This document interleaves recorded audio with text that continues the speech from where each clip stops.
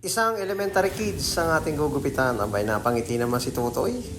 Habang hindi pa siya nagugupitan, gusto niya yung gupit pambinata na. Kaya umpisahan na natin, lagyan natin ng tissue, lagyan din natin ng balabal. At syempre, basahin natin yung ibabaw para makuha natin yung side part ng kanyang buhok at maging gupit binata na ang maging resulta ng kanyang gupit. Gamit tayo ng clipper, walang clipper guard, naka zero open yan or zero half. And then ating kontrolin na suklay dito sa middle part para hindi naman mapasobra yung pagkakahagod natin. Ang gagawin natin gupit sa kanya ay zero fade. Pwede nating tawagin na made fade yan. Ito yung proseso na hindi matagal dahil gagawin natin ito sa rekta na pamamaraan. Ayun.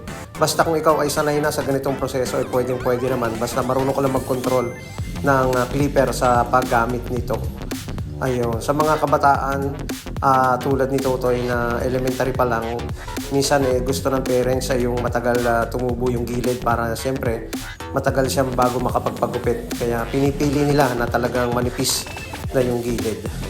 Ayun, tingnan natin kung magmumukhang binata siya sa gupit na gagawin natin para sa kanya. And then next natin dyan, i-overcomb natin yung gilid niya para makuha natin yung sumubrang buhok.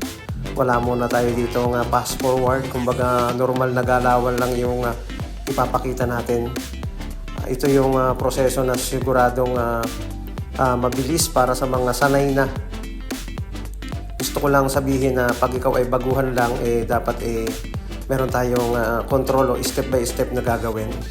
Nire-recommended ko ito dun sa mga sanay na sa mga ganitong pamamaraan. Hindi man tayo gumagamit niya ng maraming clipper guard, pero yung galawan natin is smooth lang para suwabe pa rin yung maging resulta. And then gamit tayo ng 0.5, kailangan natin yan para yung mga dark spot o yung biglang itim ay makuha natin. Tingnan natin kung pupugi si Totoy sa kanyang ganitong klase ng gupit. Kaya kung meron kang anak or kids na tulad niya, grade 3, grade 4, up to grade 6, siyempre dapat gupit binata na rin para lagi ding nakaporma pagpapasok sa school. Mukhang malinis, mukhang maayos kapag laging bagong gupit. Ayun. Lagi lang tayong maingat kapag kids yung ginugupitan natin para hindi maukit yung ating ginagawang paggugupit. Alalayan lang ng kamay kapag tayo ay nagbabawas. Lagyan natin ng pa-curve na lines dito and then putulan natin yung ibabaw. I-balance natin yung haba ng kanyang buhok para kapag nilagyan natin ng hair product or kahit anong pwedeng ilagay sa buhok, okay na okay. Bago ahitan, siyempre dapat basain muna natin yan. Linisin natin yung mga baby hair. Sabi ng iba balahibong pusa. Abay, paano nagkameron ng balahibong pusa ang ating buhok? Siyempre balahibong tao. Ayun, okay na. Ay, binatang-binata na si Totoy sa kanyang gupit. Naka one side.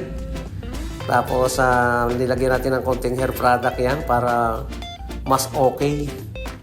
Maraming salamat mga kabarbero. Sana nakakuha kayo ng konting idea.